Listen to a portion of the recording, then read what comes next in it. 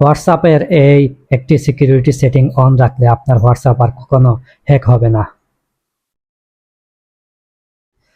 প্রথমে আপনার হোয়াটসঅ্যাপ অ্যাপসে যাবেন।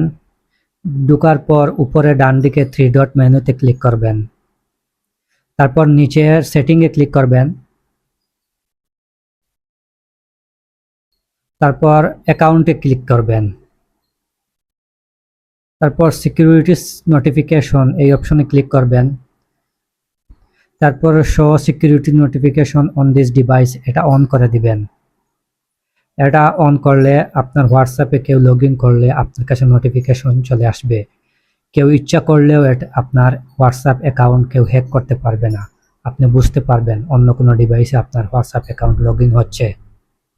এমন সব গুরুত্বপূর্ণ ভিডিও পেতে চাইলে অবশ্যই আমার আইডিতে ফলো দিয়ে রাখবেন এবং এই ভিডিওটি শেয়ার অপশনে গিয়ে শেয়ার দিয়ে রাখবেন।